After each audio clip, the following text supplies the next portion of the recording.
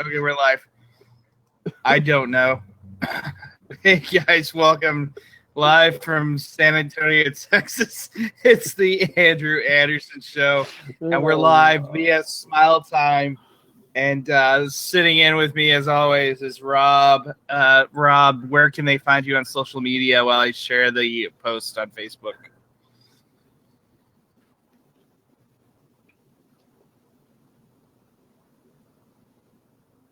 Rob. Yeah, no, I'm messing with you guys. Y'all can find me at bbkelly92kelly on Twitter. All right. Where's the video? It hasn't popped up yet on Facebook. And you can find the show on Facebook at the Andrew Anderson Show, and on Smalltime, where we are at the Andrew Anderson Show. As always, here we go. Share. Tiny binoculars. Share. Tiny binoculars.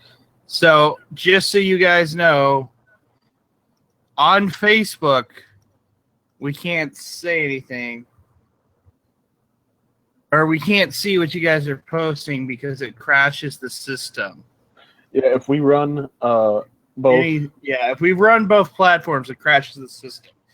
But you can watch via Facebook and via Smalltime. The interaction is mostly going to be on Smalltime. Yeah. So, anyway, Rob, how was your weekend? My weekend was all right. I ate a lot of chopped barbecue. How was that? That was delicious. I'm sure it was. Thanks for the invite. A little pissed off about that. All right, so we're looking at the numbers right now, and of course, the newcomer for the weekend, Blair Witch, came in number 2, number 1 out of the 3 new movies. Rob, do you see any surprises in these numbers? Can you bring the numbers up a bit bigger? I can't. It's not like the last one. Hold on. No. That's me. Yeah. Well, it looks like Sully had a pretty small drop there. Y'all like 37? Yeah, 37.2. Yeah, very small drop. All things like 50 is the norm, I think. 50 is the norm.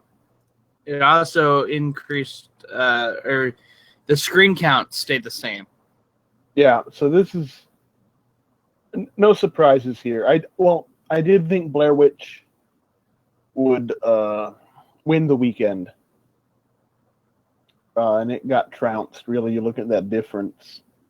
Yeah, but I mean, for only a $10 million budget, that's not bad. That's almost pure profit. Bridget Jones, number 3. And Snowden at number 4. Your sister saw it. Yeah, they liked it. Which sister? For those of you who don't know, Robert comes from a Catholic family, so there's like 5 sisters. No, there are 3 sisters and 1 me. And 1 2 of them saw it. And a sister-in-law, right? No, brother-in-law. Oh, okay. Anyway, my sisters, 2 of my sisters saw it. They liked it. They like these Bridget Jones movies. Sounds like a great thing. We're going to go big here so that we can talk about things. So I'm trying to remember the order that we're going to go. Okay. We're going to go with Doctor Strange first. Strange. There's a bunch of controversy brewing around Doctor Strange. And the controversy is this. There's not enough Asian characters in it with just one Asian actor. And as an Asian American myself, I'm fine with that. If there weren't enough Asian actors, you can't like go over and expect someone in Asia to learn perfect English to be in a movie. Well, yeah, I agree with you. But I also think that Ken Watanabe should be in every movie, along with Patrick Warburton. But he's got cancer.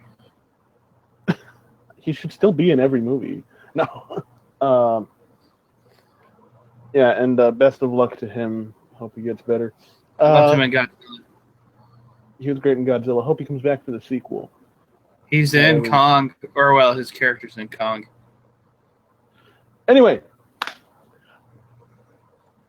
we're talking about Doctor Strange. Yeah, I had more jokes. I was going to say I want more Mexicans in Doctor Strange, but no. I mean, again, I think this whitewashing controversy is a little bit silly. I mean, I understand some of the frustration. There are lots of Asian actors trying to act, and they're not getting in because they don't have the opportunity.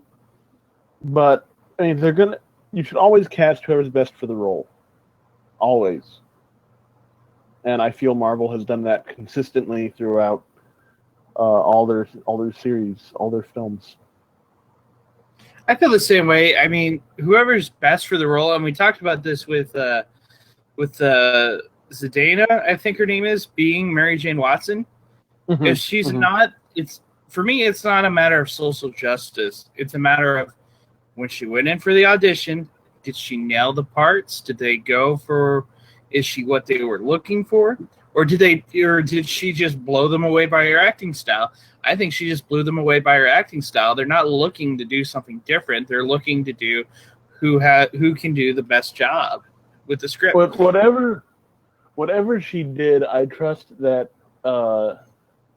she was the best choice. Yes. I trust Marvel. Yeah, I do too. So with Benedict Wong, again, good choice for the movie. Great Asian actor. I'm just a little peeved they didn't come to me because I totally would have played the fat Asian dude that Benedict Wong is. I think it should have been Ken Watanabe. Nah, Ken's going to be the bad guy in the next one. He was also great in Batman Begins. He was. For those 5 seconds that he was in it, yes. Speaking of Batman, that's going to bring us into our next subject, which we're going to move down here for you. Some new Justice League information came out. Hold on, where's the other one? There we go. The first picture of Commissioner Gordon and the picture of the tactical Batman suit. Robert, are you a fan of this new Batman suit? I don't know. I feel like there's a lot of open space on it, like between the armor plates. I don't really like the short ears on film. I like them in the comics fine. Jim Lee and Just Daniels, I think his name is, do a great job with the short ears in the comics, but on film I don't care for them too much. They don't seem to translate well, do they? Yeah, but it looks okay. He almost looks more like Night Owl from Watchmen. Yeah, I was gonna comment on that. Which, by the way, also directed by Zack Snyder. Mm-hmm. Do you think they just took the costume from it and just painted it a little bit? I have this left in my closet. Can I bring it? And then we got our first look at Commissioner Gordon, as played by J.K. Simmons. I wish we had a little bit better of a picture of him, but that is still a really dope, iconic image. It's a good image. It's a really good image. So, I think Justice League, and we've said this before, I think Justice League and Warner Brothers are on the right track from everything we're seeing. I don't think the bad call on this Batman suit is necessarily a terrible call at all. It's just a bad call. And it's not going to affect the movie too much because we haven't seen it actually on screen or in a trailer yet. Once we see it in action, that's going to be different. But just at this point, it's kind of like Batman Begins when they put that picture of the Tumbler in, what was it, in Time magazine or whatever. It wasn't Time, it was Empire. Oh, whatever it was in, it looked terrible. And then everybody wanted to get a tank. And then it was one of the best parts of the movie. Yeah, so, it was. Especially when they did that jump part in the first movie. Flying on rooftops! Okay, so apparently people didn't get the message. I have to check it on the phone. But people are commenting on Facebook. So please come in through the Smalltime platform. sign up. It's free so that we can interact, because when you guys say things, when you guys say things on the Facebook platform, it doesn't work. And the reason why we're doing this is because we wanted to.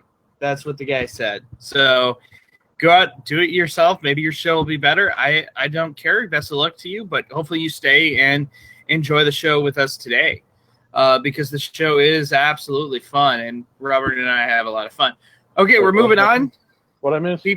People are commenting on Facebook.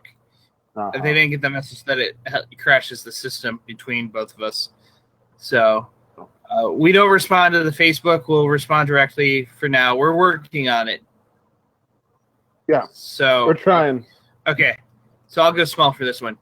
The first picture of the Batman Lego movie with the Joker and Harley Quinn came out. Do you think they added Harley Quinn just because of the movie Suicide Squad? No, I believe. Well, I mean, the movie releases what, this fall? Yes, or this February. Yeah. So they've been working on it a long time. To shoehorn in a character just because they were successful in another film that late, I don't think would work. Yeah, especially since they have to do a bunch of that stop action photography inside the computer. Mm-hmm. Mm-hmm.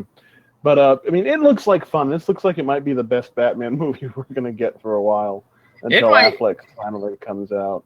Yeah, it might be, but it's also, I think, it's going to be a really good Lego movie as well. I'm surprised that they would even go this route with the Lego Batman movie.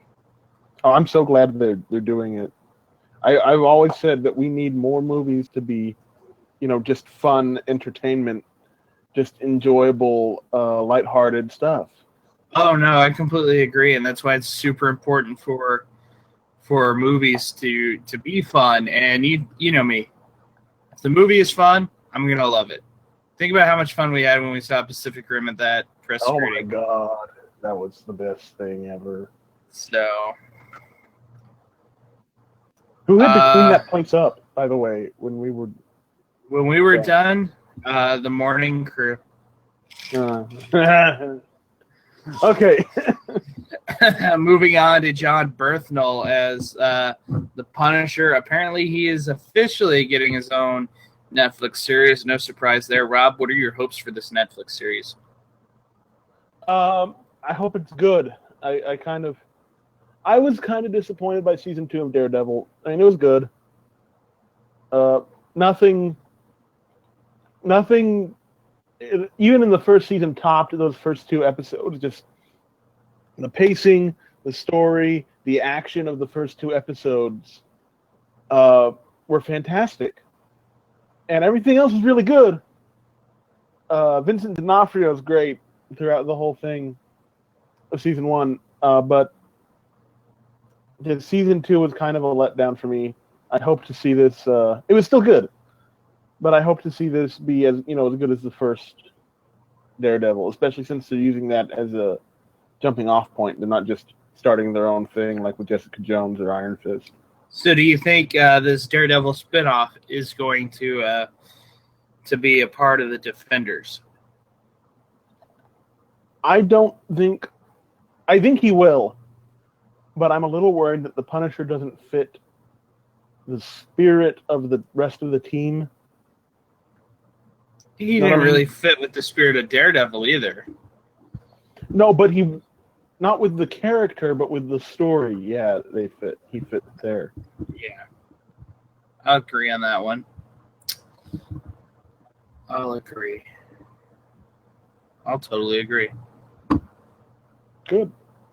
You should, because I'm right. I'm always right. Name one time that you were right besides this. Besides right now.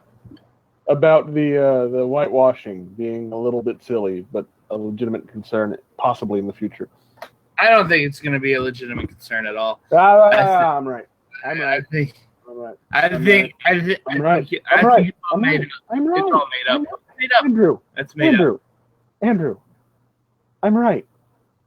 Okay, we'll name one white person we have on the show. Those guys down there look pretty pale. Which is a great segue into our Star Wars talk. This is obviously from Rogue One. And the big news is, obviously, the big news is, oh man, I got itch in my nose.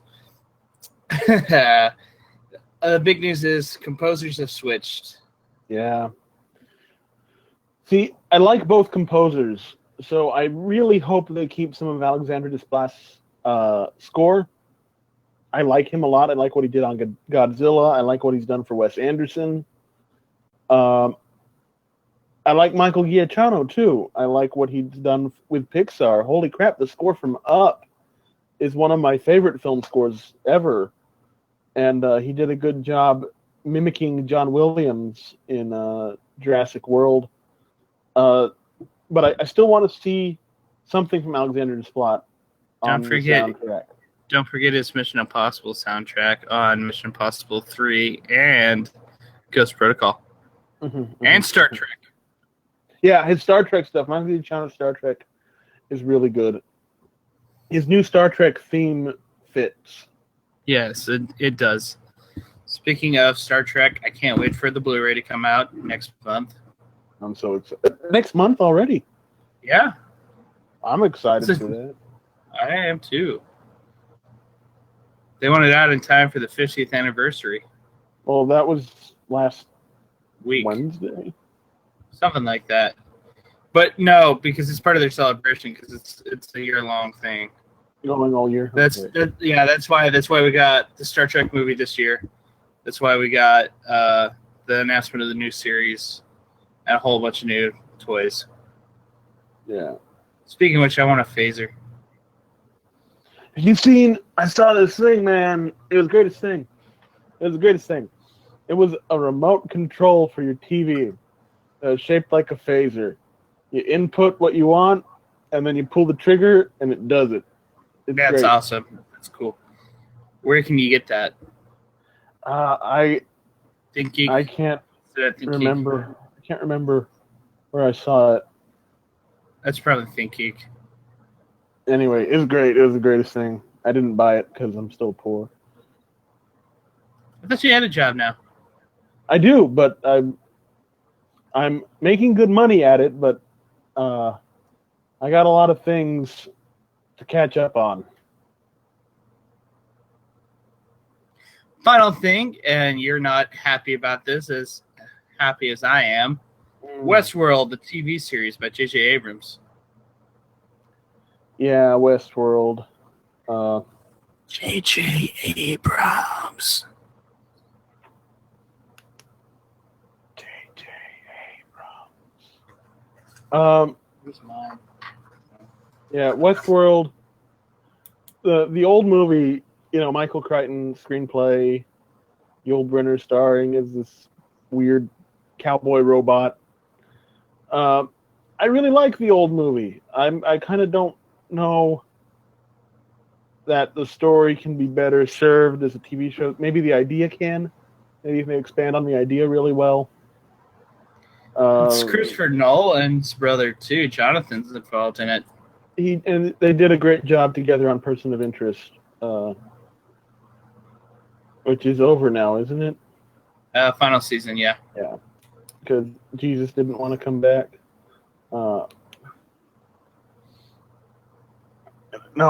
Anyway, so yeah, and then of course this is the second unnecessary remake of a Yul Brynner movie we're getting this year.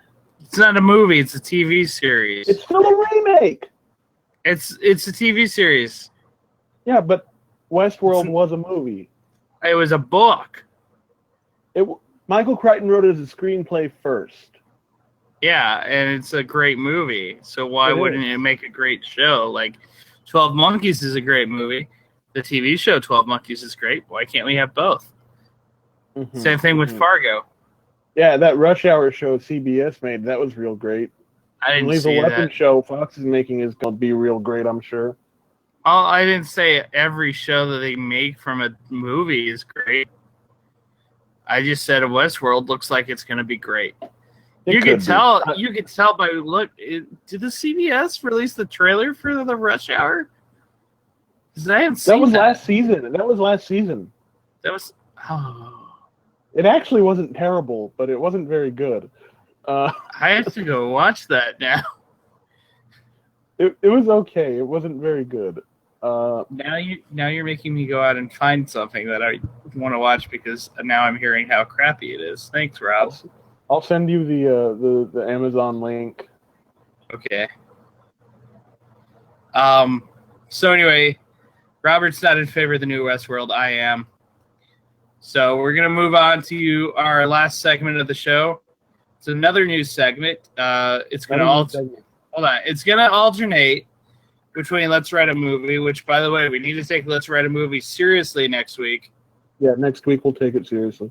Well, again, that was you. I'm not getting into that argument on the show. We can argue about that later. Rob, play the theme song for Defend That Movie You Hate. Okay. Tell me something good about a movie that you hate. Okay. We wrote that one this time. Okay. So, Andrew and I have tasked each other with defending a movie that each of us really dislikes. And we both picked superhero movies this time around. Andrew, what movie am I defending? You will be defending Man of Steel. Yeah.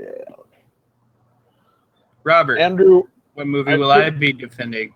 I have picked for you to defend David S. Goyer's crapsterpiece, Blade 3. Oh, David S. Goyer was involved in that? He wrote and directed it on his own. Instant masterpiece right there. Just off that merit. Knowing that changes my opinion. David S. Goyer. Love him to death. Every decision in that movie now makes sense. Plus, it introduced us to Ryan Reynolds as Deadpool before he was even Deadpool. Okay. And we get Wesley Snipes one more time as Blade. Mm-hmm. The Daywalker. Those are all good things. David S. Goyer. The man behind the Dark Knight trilogy with David S. Goyer. With Chris Nolan and Man of Steel and Batman vs. Superman. David S. Goyer's terrible. I love David S. Goyer to death. Have you seen his Nick Fury movie? Yes, with the Hasselhoff. With David Hasselhoff. And he's like this the whole movie. Hey, have you seen Lee Majors try to sell Bionic Hearing on the TV late night? No, I usually go to bed by 11. Okay, well, if you ever get to see it, Lee Majors sells Bionic Hearing aids. That's kind of sad. All right. So that was my defense of Blade 3. As soon as I learned it was David S. Goyer, instant masterpiece. My opinion. I shouldn't have said 100%. anything. 100%. All right, Man of Steel, you go. Okay, Man of Steel. We have a fantastic cast with Kevin Costner as Clark's father. Henry Cavill really is. He looks like a good Superman. You know, he's got that look. Whoever plays Ma Kent does a great job. Diane who? Diane Keaton. Diane. Martha. She does a great job. Why did you say Martha? She does a great job. What's her name? Amy Adams does a good job. Lawrence Fishburne. He cares so much about his performance in that movie. And it's really entertaining to watch. It's great, that performance in that movie. And of course, Michael Shannon, he gets to yell until his forehead veins throbbing. Oh, that was my favorite part. I quote that line all the time. He You looked think like you- he was pooping. I had a great time watching that. And the Russell Crowe. How could I forget Russell Crowe? The That's second Jor-El. Robin Hood dad of Superman. Yes. Because wasn't Kevin Costner was Robin Hood in the 90s. was he? Oh yeah. Yeah. Men in Robin Tights, Hood right? Thieves. The Prince of Thieves. His Who's Men second in Tights? Robin Hood dad. Men in Tights is Carrie Elwes. From Princess Bride. Okay, yeah. Yes.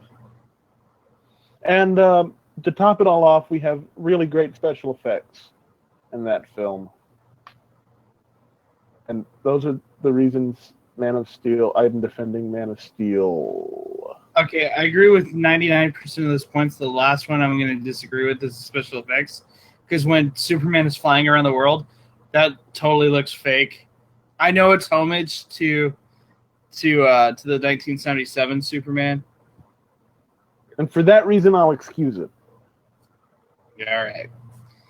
Well, guys, thanks for joining us. You can follow The Andrew Anderson Show on Facebook at The Andrew Anderson Show and on Snapchat at TAA Show for more shenanigans from me where I show you movie posters and pose with standees and do commentary over Longmire.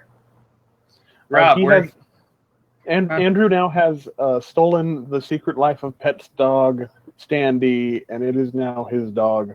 He takes it for walks. He feeds it. It pees on my floor. Yeah. It peed the bed the other day, but I couldn't take a picture of it. You guys should pray for Andrew. You can find me on Twitter at bbkelly92kelly. And I think that's it. That is it for the show. Thank you guys so much for coming in and watching the show with us. I hope you guys enjoyed the new tickets.